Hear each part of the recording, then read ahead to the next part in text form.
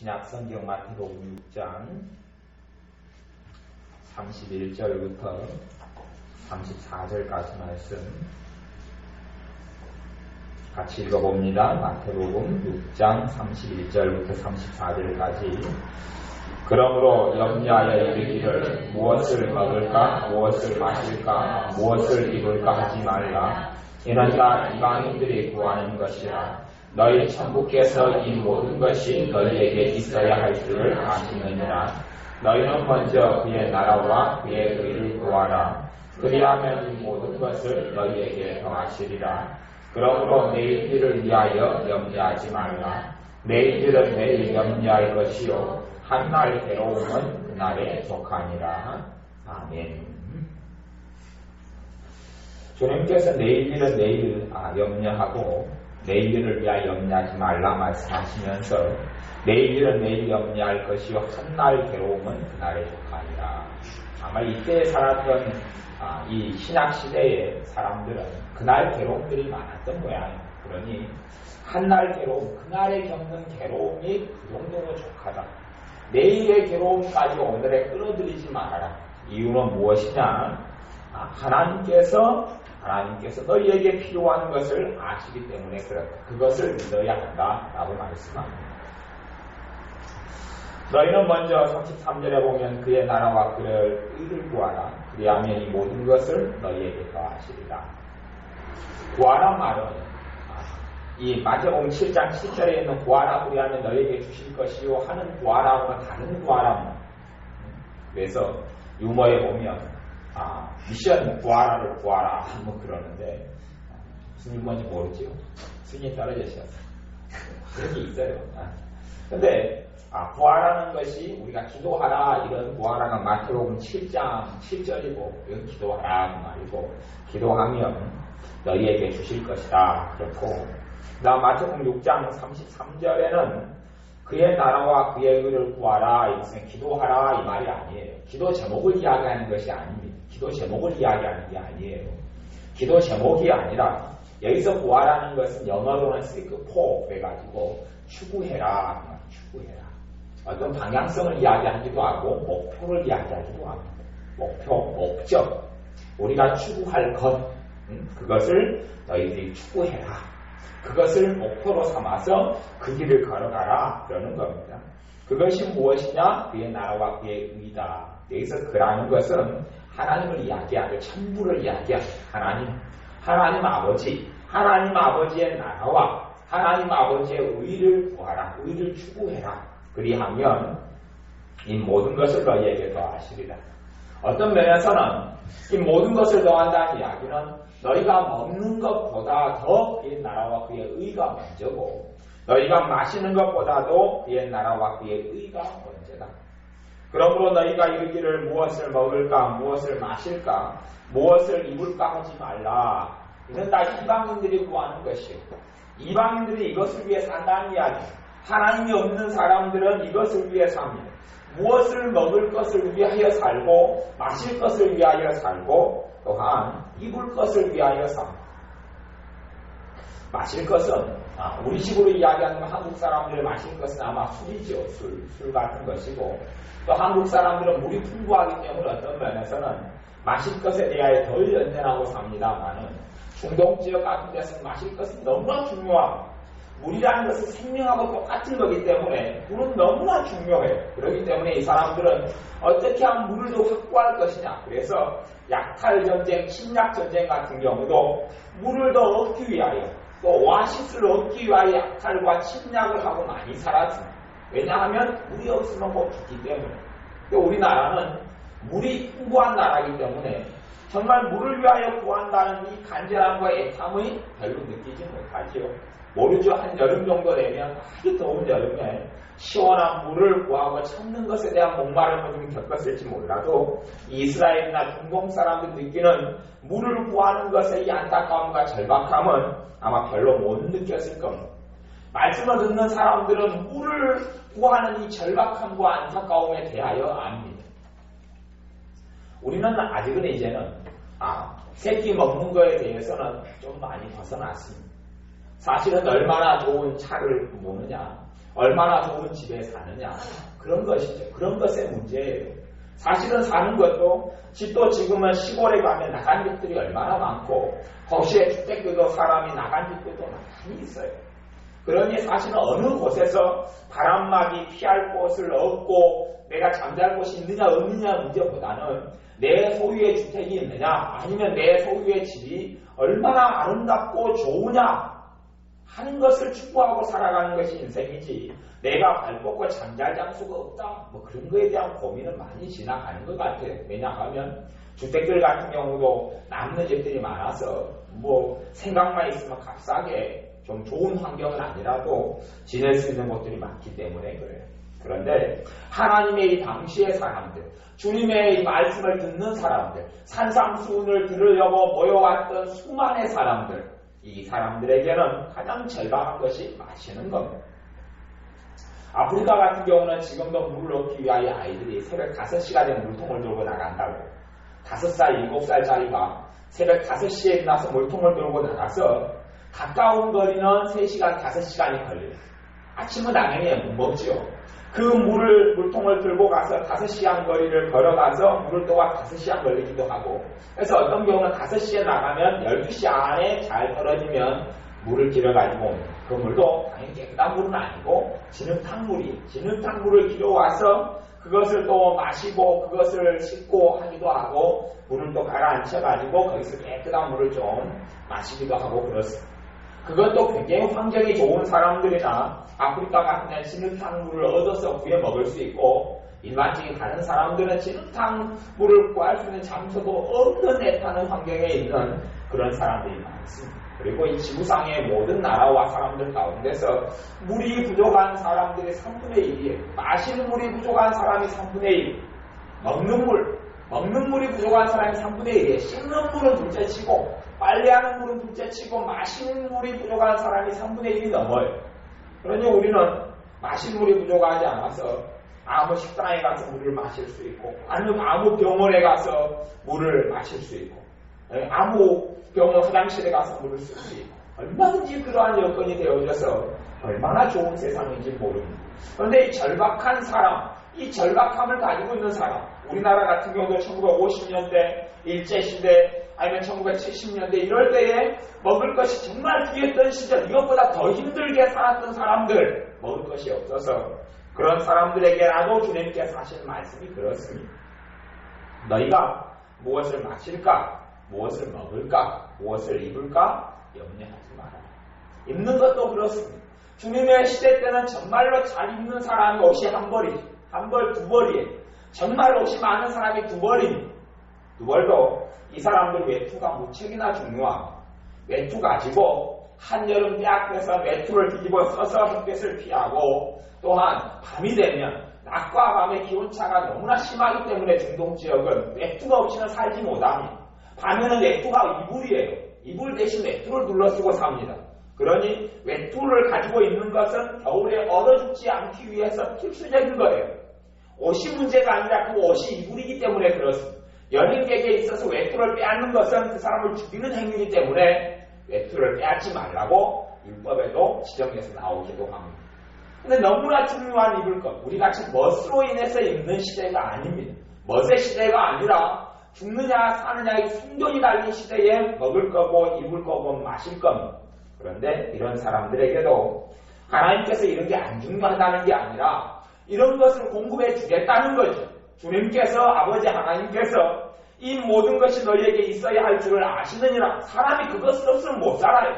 먹을 것 없이 입을 것 없이 마실 것 없이는 못 사는 줄을 하나님은 아십니다. 그렇게 사람이 창조되었고 만드신 분이 하나님이시기 때문에 그렇습니다. 그런데 그러한 우리들에게 우리가 먼저 구해야 할 것이 그의 나라와 그의 의라는 것. 먼저 기도하라는 게 아니라 먼저 추구할 것. 추구 속에는 기도도 포함되죠. 추구 속에는. 내가 그걸 추구하기 때문에 내가 하나님의 나라와 하나님의 의를 추구하기 때문에 그걸 놓고 기도도 하고 그걸 놓고 묵상도 하고 생각도 하고 열심히 활동하기도 하고 뭐 그러겠죠. 그런데 중요한 것이 그거란 이야기입니다. 사실은 그의 나라와 그의 의의 첫 번째 의미는 그 주님을 이야기합니다. 그의 나라와 그의 의의 첫 번째 의미는 주님을 이야기하고, 주님을 이야기하고, 그런데 그의 의, 하나님의 의가 누구냐? 첫 번째는 예수님이죠. 주님이 하나님의 의입니다. 그래서 하나님의 일이 무엇입니까? 라고 물으니 하나님의 보내신 자를 믿는 것과 아는 것. 아는 것이 하나님의 일이다. 하나님의 보내신 자를 믿는 것이 하나님의 일이다. 믿는 것, 아는 것을 반복적으로 성경에서는 이야기합니다. 우리가 다 하나님의 아들을 믿는 것과 아는 일에 하나가 되어 그리스도의 장성한 분량에 이르러 이렇게 말씀하지요. 그러니 하나님의 의가 무엇이냐? 예수 그리스도고, 하나님의 의가 무엇이냐? 주님을 닮는 거고, 하나님의 의가 무엇이냐? 주님과 함께 사는 것이, 함께 사는 것. 하나님의 나라가 무엇이냐? 하나님의 나라는 천국을 이야기하죠. 천국에는 주님께서 다스리시고, 주님께서 왕이 되시고, 주님께서 머리가 되시고, 주님께서 인도자가 되시는 것이 천국을 이야기합니다. 하나님의 나라의 본질적인 것이 눈물도 없고 슬픔도 없고 서러움도 없고, 그건 궁극적으로 천국에 가는 것을 이야기하는 거고, 그거 말고 하나님의 나라라는 것은, 그의 나라, 하나님의 나라라는 것은 주님과의 관계에 있어서 주님이 인도자가 되고, 주님이 지도자가 되고, 주님이 머리가 되고 하는 것을 이야기합니다. 우리에 대해서 성경에서 뭐라고 이야기하느냐 하는 것을 잘 주목해서 봐야 합니다. 하나님의 자녀에 대해 성경에서 뭐라고 이야기하느냐? 첫째는 하나님의 자녀는, 또한 하나님의 자녀를 교회라고 그러는데, 하나님의 자녀 교회에 대해서 성경에서는 뭐라고 이야기하냐 하면 그리스도의 몸이라 그럽니다. 그리스도의 몸. 머리는 누구고요? 머리는 주님이고, 주님이 머리고 우리를 몸이라 그래요. 당연히 우리는 연약하고 부족한데 믿는 사람을 주님의 몸이다 그럽니다. 그럼 머리하고 몸의 관계가 무슨 관계입니까? 머리하고 몸은 뗄래야 뗄 수 없는 관계예요. 머리하고 몸은 하나예요. 하나. 떨어져 있는 게 아닙니다. 그래서 너희가 내 안에, 내가 너희 안에, 이렇게 요한복음 15장에 말씀하시고, 내가 그리스도와 함께 십자가에 못 박혔나 이전 내가 사는 것이 아니요 내 안에 그리스도께서 사시는 것이라. 내가 사는 거면서 주님이 나를 통해 사시는 거고, 이것이 상호 복합적으로 상호 작용으로 일어납니다. 요한복음 3장 20절의 말씀대로 그가 내게로 들어와서, 주님이 내게로 들어와서 그와 더불어 먹고 그는 나로 더불어 먹으리라. 함께 먹고 마시고 살아가는 것, 교제와 관계를 이야기합니다. 주님이 머리가 되고 우리가 몸이 되는 것, 뗄래야 뗄 수 없는 관계, 피가 같이 통하고 심장의 고동소리가 같이 흘러가고 하는 한몸된 관계. 그 다음에 또 하나는 우리를 제사장이라고 그럽니다. 너희는 왕같은 제사장이요. 제사장이 뭐 하는 겁니까? 제사장은 하나님과 함께 예배드리는 중심에 있는 사람이, 하나님과 만나는 중심에 있는 사람들, 하나님과 교제하는 중심에 있는 사람들이, 하나님과 매일 성소에서 성막에서 예배드리고 제사하고 만나고 살아가는 사람이 제사장입니다. 그런데 제사장의 본질은 하나님과 섬기는 것 이전에 하나님과의 만남과 하나님을 깊이 알아가고 하나님과 교제하는 것, 하나님과 예배하는 것이 제사장 사역의 가장 중심입니다. 또한 하나님의 자녀에 대해 성경에서는 너희는 그리스도의 신부라 그렇게 이야기합니다. 주님은 신랑이고 우리는 신부라고 이야기하죠. 신랑과 신부의 관계가 무슨 관계입니까? 무슨 관계입니까? 한 몸 되어져 있는 관계지요. 신랑과 신부 사이에 가장 중요한 것은 만남이요, 함께 있는 거요, 교제요, 교통이요, 한 마음 한 뜻이 되는 거지. 그것을 이 땅에 있는 결혼관계를 통하여서 주님께서 우리에게 힌트를 주시는 것이기도 하고, 영원한 삶을 알게 하시기 위한 힌트를 주시는 것이기도 하고, 우리에게 원하시는 것이 주님의 신랑이요, 우리가 신부라는 이 땅에 있는 개념을 통해서 우리에게 요구하시는 것이 무엇이냐 하는 겁니다.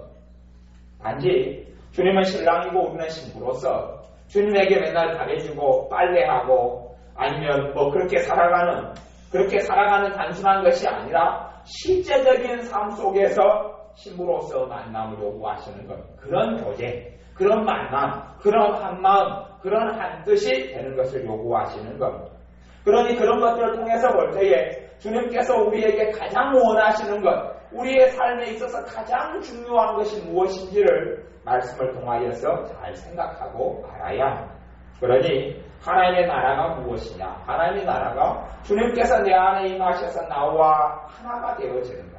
내 생각과 주님의 생각이 교류가 일어나고 교통이 일어나고 사귐이 일어나고 성경에서는 사귐에 대해서, 하나님과의 사귐에 대해서, 너희가 하나님과 사귐이 있고 나하고 사귐이 있고 하는 주님께서 사귐에 대한 말씀들도 많이 하시고, 지자들에게도 너희가 나와 아버지께서 하나가 된 것처럼 저희들도 하나가 되게 하옵소서라고 기도하고 말씀하듯이, 주님께서는 아버지 하나님과 이 땅에 사시면서 하나 되시는 삶을 살았듯이 우리도 하나님의 나라가 무엇이냐? 주님과 하나 되는 삶을 살아가는 것을 이야기야.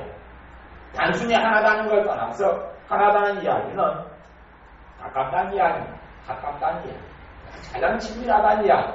부부를 하나라고 이야기하는 것은 여러 가지 의미가 있지만 그 가운데는 가장 서로를 잘 안다는 이야기입니다.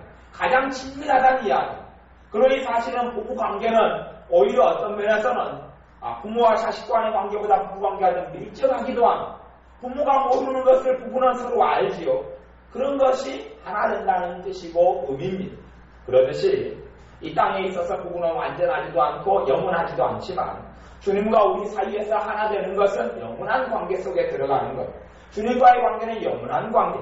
그러니 이 땅 위에서 주님과 하나됨을 추구하고 주님의 마음과 내 마음 이심전심처럼 통하는 관계 속에 들어가야 하고, 그것을 그래서 그의 나라와 그의 의가 무엇이냐 이걸 구하고 추구하는 것. 다시 이야기하면 주님을 최우선순위로 여기고 알아가는 것. 이것이 우리의 삶 속에 가장 중요한 것이고, 이것이 되어진 사람들에게, 이것의 중심으로 살아가는 사람들에게 주님과의 교제와 주님을 가장 소중하게 여기고, 다시 이야기하면 이 모든 선지자와 율법의 강령이 무엇이냐? 주님께 누가 물었을 때 주님께서 하나님을 사랑하고 내 이웃을 내 몸과 같이 사랑해라. 하나님을 사랑하되 마음을 다하고 뜻을 다하고 성품을 다하여, 때로는 어떤 말씀은 목숨을 다하여 주 너의 하나님을 사랑하라. 이것이 가장 크고 첫째 되는 계명이다. 말씀한 대로 사실은 그의 나라와 그의 의를 구하라는 말씀은 하나님을 뜻을 다하여 성품을 다하여 목숨을 다하여 힘을 다하여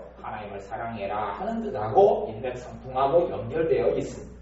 그러니 우리가 삶 가운데 주님을 가장 귀하게 여기고 주님을 가장 가까이 여기고 주님과의 만남과 사귐을 가장 귀하게 여긴다면, 그리고 그런 마음이 우리 속에 있다면, 우리 삶 속에 그리하면 이 모든 것을 너희에게 더하시리라 하는 말씀이 이루어질 겁니다. 왜냐하면 주님은 정확하신 분이기 때문에. 사실은 우리의 삶 가운데 우리의 기도를 가만히 살펴보면 내가 주님과 얼마나 거리가 먼가 멀지 않는가, 아니면 우리의 기도 제용을 가만히 살펴보면, 또 우리의 찬양의 내용을 가만히 살펴보면, 우리가 나는 정말 주님을 가장 가까이 하고 주님을 사랑하고 산다고 생각하지만 주님 자신이 아니라 주님께로부터 오는 뭔가 선물이라든지 축복이라든지 치유라든지 도움이라든지 위로라든지 보호라든지 이런 여러 가지 것들이 주가 되어서 살아오는 것을 가만히 살펴보면 발견할 수 있습니다. 찬양 같은 경우도 아까 불렀던 내 구주 예수를 더욱 사랑하는 것이 내 뜻입니다 라는 찬양들을 많이 부르는 사람은 어떤 면에서는 그런 찬양의 가사 내용이죠.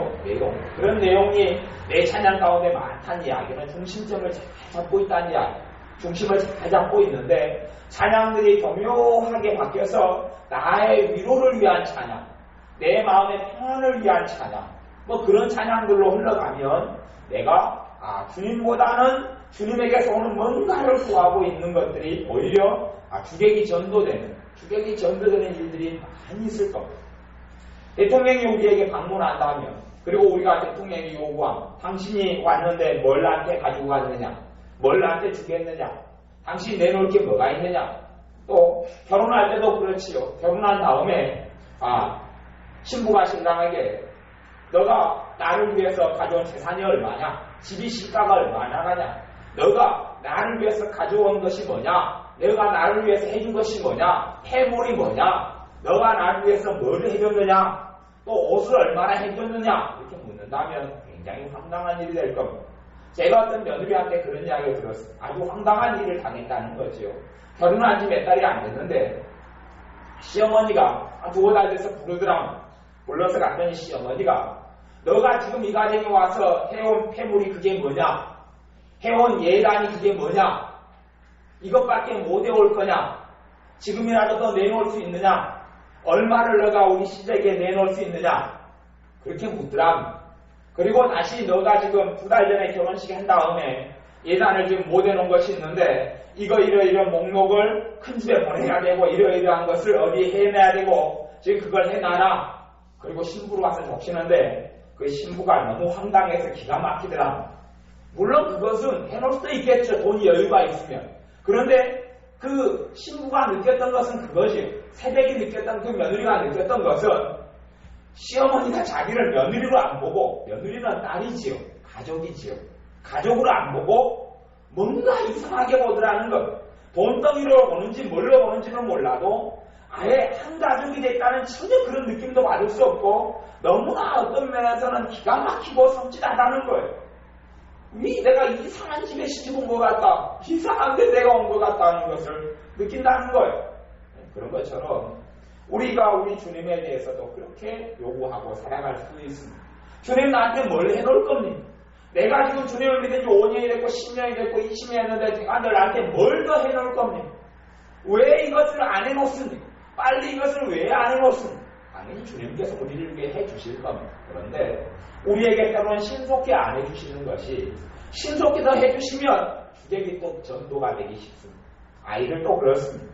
어른의 입장으로 부모의 입장으로 아이들이 뭐 사달라는 것이 특별한 거 아니면 다 쉽게 돼도 어느 정도는 계산해 줄 수 있습니다.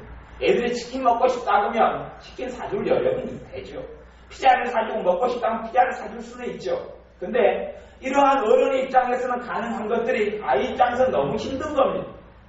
그렇다고 아이들이 오고 나면 그때 손쉽게 해준다면 아이들은 더 그렇게 변할 겁니다. 더 해달라고 그럴 겁니다. 점점 해달라고 그럴 겁니다.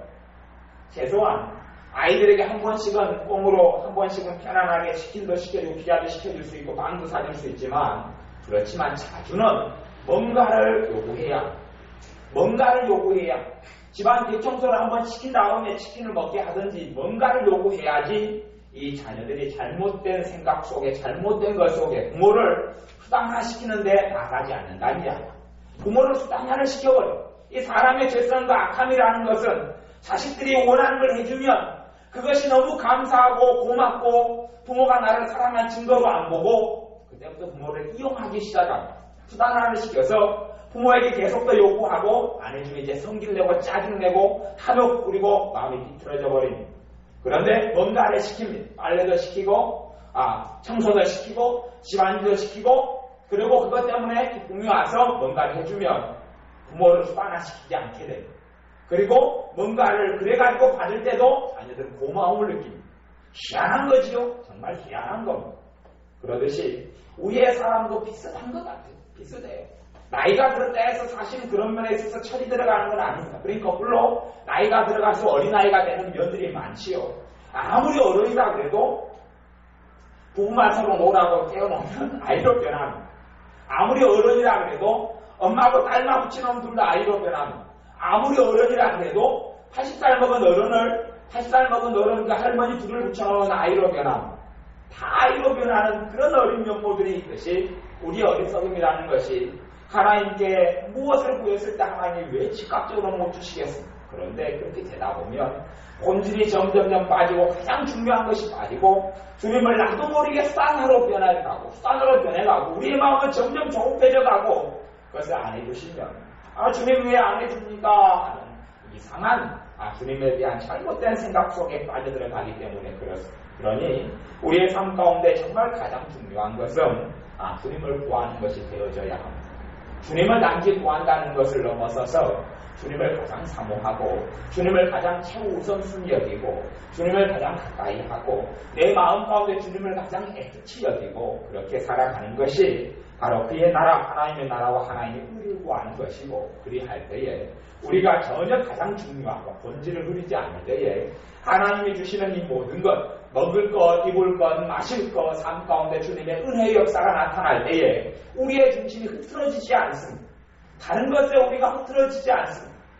아빠가 딸을 위해서 아들을 위해서 치킨을 사올 때도 아이들의 입장에서 치킨보다 아버지를 더 보듯이 왜요? 바르게 돼 있으면 본질을 흐트러뜨리지 않고 아버지가 더 중요한지를 알면 치킨이 있든 없든 아버지가 소중하고, 아버지가 피자를 사오든 안 사오든 아버지가 소중하고, 아버지가 선물을 사오든 안 사오든 아버지가 휴가에서 들어오는 것 자체를 감사하고, 또 어머니가 정말 귀하게 된 자식들은, 그렇게 아는 자식들은 어머니가 생일 때 선물을 해주느냐 안 해주느냐 중요한 게 아니라 엄마가 내 엄마로 있는 것 자체를 감사하고 기뻐하고 고마워할 줄 알게 됩니다.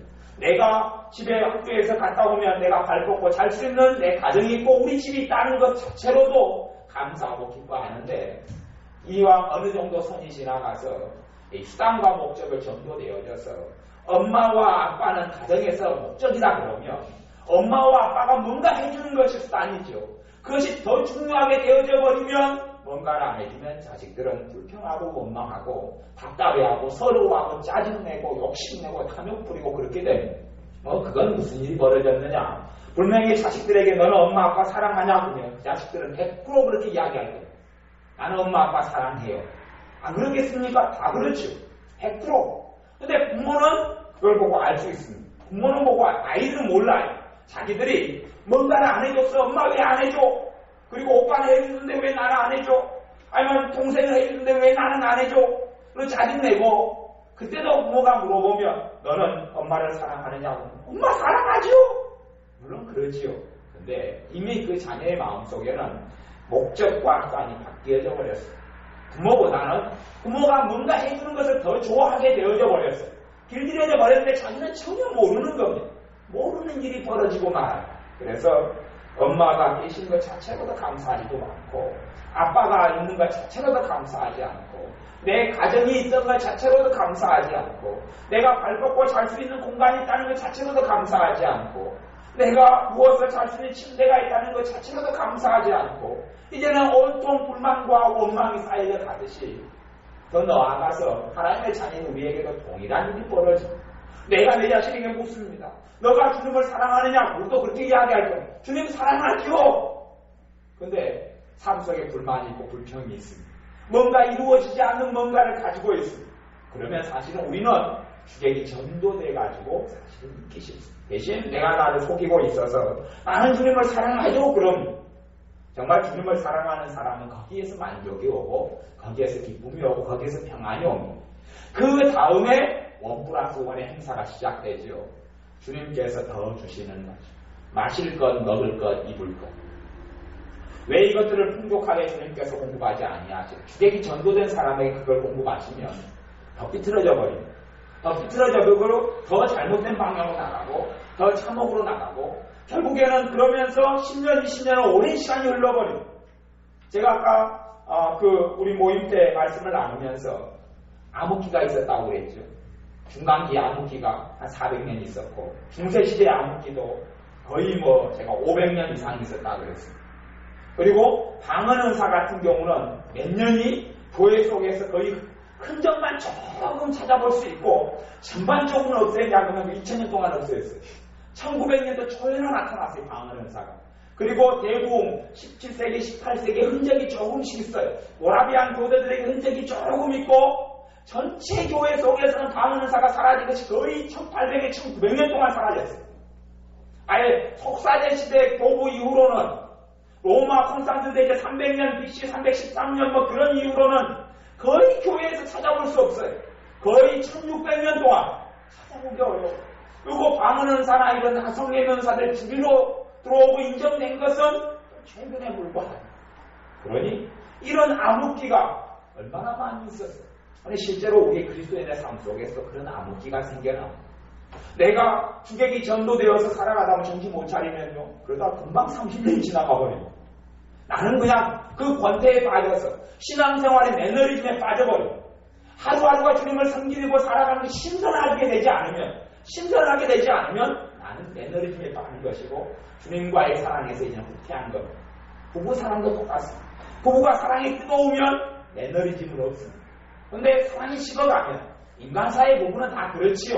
영원한 것이 아니기 때문에 그럴 수밖에 없습니다.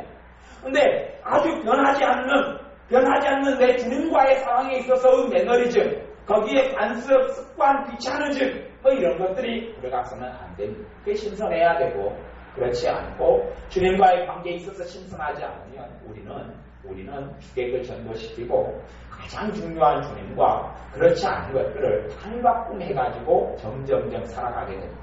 반팅반팅하거나 한 반은 주님께 한 반은 주님의 선물에 집어넣거나 점점점 운명하게 바뀌어져 갑니다.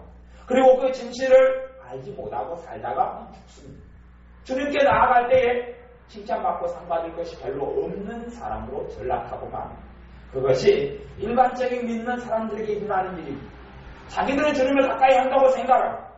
거기서 문제가 뭐냐 하면 경제에 어려움이 없고 돈의 문제에 어려움이 없고 환경에 어려움이 없고 돈 좀 있고 평안하면 그걸 깨트리지 못합니다. 실체를 알지를 못합니다. 자기의 문제를 알지를 못합니다.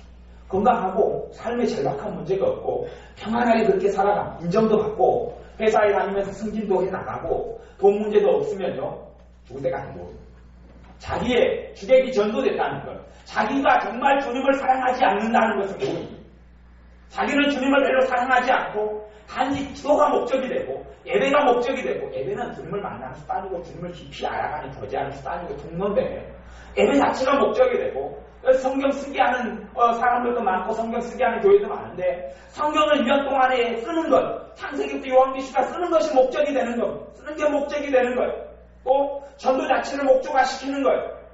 전도는 주님께서 말씀하시는 가장 중요한 명령 중에 하나지만 전도 자체가 목적은 아닙니다. 전도를 해서 영원히 구원받아야 되지만 목적은 우리가 주님을 사랑하는 것, 주님을 닮아가는 것, 주님과의 만남이 가장 큰 목적입니다. 그런데 점점점 변질이 나는 거예요. 변질이 나는데 삶이 평안한 사람은 전혀 모릅니다. 그러나 삶에 문제가 있고 삶의 절박함도 있고 고통도 있고 애통도 있는 사람들은 그걸 깨닫게 되기가 쉽습니다. 다 깨닫게 되지는 않지만 그걸 통하여 몸부림을 칩니다.